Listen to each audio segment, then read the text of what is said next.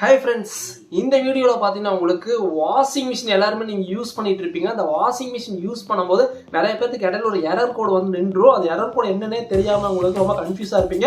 அவங்களுக்கான வீடியோ தான் இது. அதுக்கு முன்னாடி நம்ம சேனலை வந்து கண்டிப்பா வந்து சப்ஸ்கிரைப் பண்ணிருங்க. அப்பதான் நான் போற எஃபர்ட்ஸ் கண்டிப்பா உங்களுக்கு வந்து சேரும். வாங்க வீடியோக்குள்ள போலாம். ஃபர்ஸ்ட் பாத்தீங்கன்னா உங்களுக்கு ரின்ஸ் ஹோல்டு இந்த எரர் பாத்தீங்கன்னா உங்களுக்கு எதனால வருது அப்படின்னு தெரிஞ்சுக்கலாம். ரின்ஸ் ஹோல்டு பாத்தீங்கன்னா உங்களுக்கு நீங்க கைப்பட்டு தெரியாம ரின்ஸ் ஹோல்டு செலக்ட் ஆயிருக்கும், ஆட்டோமேட்டிக்கா முன்னாடி ஏதாவது செலக்ட் ஆகிருக்கலாம். அதனால பாத்தீங்கன்னா உங்களுக்கு ரின்ஸ் ஹோல்டுனா உங்களுக்கு வாஷ் பண்ணிட்டு அடுத்து ரின்ஸ் போகாம ஸ்டாப் ஆயிடும். அதான் ரின்ஸ் ஹோல்டோட எரர். நீங்க வந்து ஆட்டோமேட்டிக்கா மிஷின் ஆஃப் பண்ணிட்டு மறுபடியும் நீங்க ப்ரோக்ராம் செட் பண்ணீங்கன்னா ஆட்டோமேட்டிக்கா அது ரீசெட் ஆயிரும்.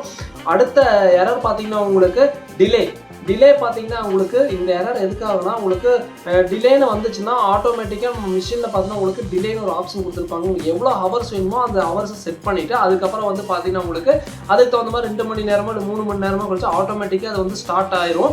அதான் டிலே ஒரு எரர். அது ஆட்டோமேட்டிக்கா நம்ம கைப்பட்டு இது வந்து செலக்ட் ஆகிருச்சுன்னா உங்களுக்கு டிலேன்னு ஒரு ஆப்ஷன் காமிக்கும். நீங்க அதை வந்து ரீசெட் பண்ணீங்கன்னா அது வந்து ஆட்டோமேட்டிக்கா ரெடி ஆயிரும்.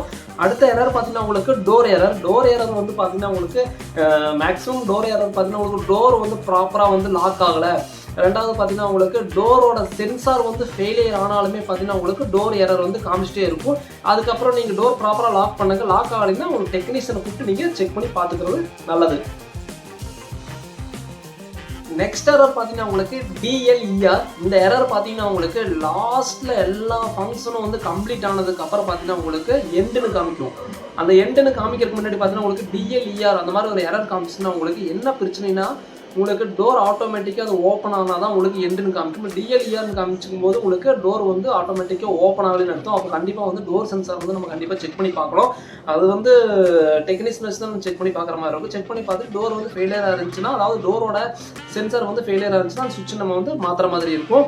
அடுத்த எரர் பார்த்தீங்கன்னா உங்களுக்கு டேப் வந்து பார்த்தீங்கன்னா உங்களுக்கு டேப்னு காமிக்கும் போது தண்ணி உள்ளே வரலன்னு அர்த்தம். அதாவது டேப்பில் ஒரு சிலங்க பார்த்தா டேப் ஓப்பன் பண்ணிட்டு பின்னாடி நம்ம ஓப்பன் பண்ணி தண்ணி வந்து கரெக்டாக ஃபோர்ஸாக வந்துட்டு இருக்கும். ஆனால் மிஷினுக்குள்ள வந்து வராது. அது டேப்னு காமிக்கும். உங்களுக்கு வந்து வால்வ் வந்து ஃபெயிலியர் ஆனாலுமே உங்களுக்கு அந்த மாதிரி உங்களுக்கு டேப்னு வந்து உங்களுக்கு எரர் காமிக்க ஆரம்பிச்சிடும். அது வந்து பார்த்தீங்கன்னா உங்களுக்கு டெக்னீஷியன் தான் வந்து செக் பண்ணி பார்க்கணும். நான் சொல்கிற எரர் எல்லாமே பார்த்தீங்கன்னா உங்களுக்கு டெக்னீஷியன் வச்சு நீங்கள் செக் பண்ணுறதா உங்களுக்கு ப்ராப்பரான ஒரு ஐடியா. நம்மளே செக் பண்ணால் அது வந்து மிகப்பெரிய ஒரு ஆபத்தில் கொண்டு போகிறதுக்கான வாய்ப்புகளும் உங்களுக்கு இருக்குது. அதனால் நீங்கள் செக் பண்ண வேண்டாம்.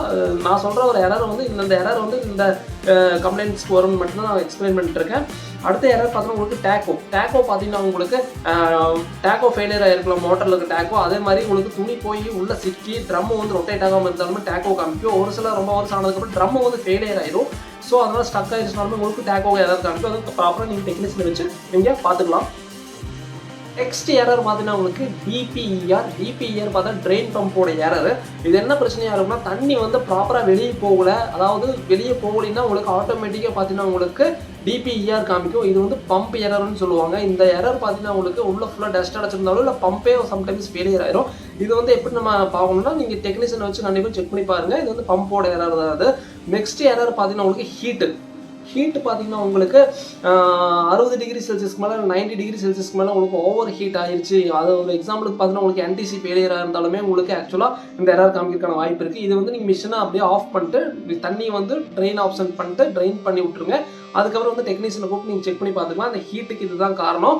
அடுத்தது பார்த்தீங்கன்னா உங்களுக்கு ஏசி ஹைன்னு சில பேர் வீட்டில் காமிக்கும். ஏசி ஹைங்கிறது பார்த்தீங்கன்னா உங்களுக்கு கரண்ட், அதாவது பவர் வந்து பார்த்தீங்கன்னா உங்களுக்கு 240 230 ஒரு 240 வரைக்கும் ஸ்டாண்டர்டான ஒரு கரண்ட். அதுக்கு மேலே 260க்கு மேலே போகுது. 270 280 வரைக்கும் ஒரு சில வீட்டில் போகும். 3 ஃபேஸ் யூஸ் பண்ணுறவங்களும் வீட்டில் இது பார்த்தீங்கன்னா உங்களுக்கு ஏசி ஹைன்னு காமிச்சிடும். அந்த டைமில் நீங்கள் மிஷின் ஆஃப் பண்ணிட்டு ஒரு 30 to 40 மினிட்ஸ் கழிச்சு நீங்கள் போடணும். அப்படி போட்டுமே உங்களுக்கு ஏசி ஹை காமிச்சுன்னா உங்களுக்கு PCBயில் ஏதோ ப்ராப்ளம் இருக்குன்னு அர்த்தம். அது வந்து டெக்னீஷியன் வச்சு ப்ராப்பராக நீங்கள் பார்த்துக்கோங்க. அதே வந்து ஏசி லோன்னு ஒரு எரர் இருக்குது. இது பார்த்தீங்கன்னா உங்களுக்கு 170க்கு பிலோ கீழே போயிருச்சுனால ஆட்டோமேட்டிக்காக பார்த்தீங்கன்னா உங்களுக்கு 200 கீழே போனாலே உங்களுக்கு ஏசி லோ வந்து காமிக்க ஆரம்பிச்சிடும். இது வந்து பவர் வந்து கொஞ்சம் கம்மியாக வந்துட்டு இருக்குன்னு அர்த்தம். ஸோ அதை வந்து நீங்கள் டெக்னீஷியன் வச்சு நீங்கள் செக் பண்ணிக்கலாம். நெக்ஸ்ட் எரர் பார்த்தீங்கன்னா உங்களுக்கு UnbL எரர். அதாவது பார்த்தீங்கன்னா அன்பேலன்ஸ்ட் எரர். துணி வந்து ப்ராப்பராக போடல, இல்லை லெவல் வந்து அதாவது நம்ம வைக்கிற இடம் வந்து பார்த்தீங்கன்னா லெவலாக இல்லைனாலுமே உங்களுக்கு அன்பேலன்ஸ்ட் எரர் காமிக்கிறதுக்கான வாய்ப்புகள் ரொம்ப ஜாஸ்தி. இது வந்து நீங்கள் பேலன்சிங் கரெக்ட் பண்ணிட்டீங்கன்னா ஆல்மோஸ்ட் ரெடி ஆயிரும். அடுத்த எரர் பார்த்தீங்கன்னா உங்களுக்கு PR5 எரர் பார்த்தீங்கன்னா உங்களுக்கு ப்ரெஷர் சென்சார் எரர்னு சொல்லுவாங்க. அதாவது தண்ணி வந்து உங்களுக்கு ஒரு கட்டத்துக்கு மேலே கட் ஆஃப் ஆகணும். அதுக்கு மேலே உங்களுக்கு தண்ணி எக்ஸ்ட்ரா வந்துட்டே இருக்கு அப்படின்னா உங்களுக்கு PR5 வந்துடும். அதோட சர்க்யூட், அதாவது அந்த ப்ரெஷர் சென்சார் ஃபெயிலியர் ஆனாலுமே உங்களுக்கு பார்த்தீங்கன்னா உங்களுக்கு PR5 எரர் கண்டிப்பாக வரும் உங்களுக்கு. அது வந்து ப்ராப்பராக வந்து டெக்னீஷியனை வச்சு நீங்கள் பிஆர்பினா உங்களுக்கு என்ன பிரச்சனை இருக்குது, ப்ரெஷர் சென்சார் வந்து போயிடுச்சா இல்லை என்னன்ட்டு டெக்னீஷியன் வச்சு பார்த்துட்டு நீங்கள் அதை வந்து சேஞ்ச் பண்ணிக்கலாம். அவ்வளோதான். இது நீங்களே ஈஸியாக ஐடென்டிஃபை பண்ணிக்கலாம். இது நான் கொடுத்த எரர் கண்டென்ட்லாம் பார்த்தீங்கன்னா உங்களுக்கு ஐஎஃபியோட மிஷின் டோட்டலாக ஐஎஃபியோட மிஷினோட எரர் கோடிங் தான் இப்போ நான் சொல்லிட்டு இருந்தேன். மேலும் மேலும் இந்த மாதிரி யூஸ்ஃபுல்லான ஒரு இன்ஃபர்மேஷன் கண்டிப்பாக உங்களுக்கு வேணும். நம்ம சேனலை வந்து சப்ஸ்கிரைப் பண்ணுங்கள். சேனலை சப்ஸ்கிரைப் பண்ணிங்கன்னா தான் நான் போகிற எஃபர்ட்ஸ் வந்து கண்டிப்பாக உங்களுக்கு வந்து சேரும். நெக்ஸ்ட் வீடியோவில் பார்த்தீங்கன்னா உங்களுக்கு டிஸ்பிளே இல்லாத மாடலில் என்னென்ன எரர் கோட்ஸ் வந்து வரும், அதாவது லைட் பிளிங்கிங், ஒரு டைம் லைட் பிளிங்க் ஆச்சுன்னா என்ன எரர், இல்லை 4 தடவை பிளிங்க் ஆனால் 5 தடவை பிளிங்க் ஆனால் என்னென்ன எரர் வருது அப்படிங்கிறது நம்ம வந்து நெக்ஸ்ட் வீடியோவில் ஃபுல் அண்ட் ஃபுல் டீட்டெயில்ஸாக நம்ம பார்க்கலாம். Okay, bye friends, take care, பாய்.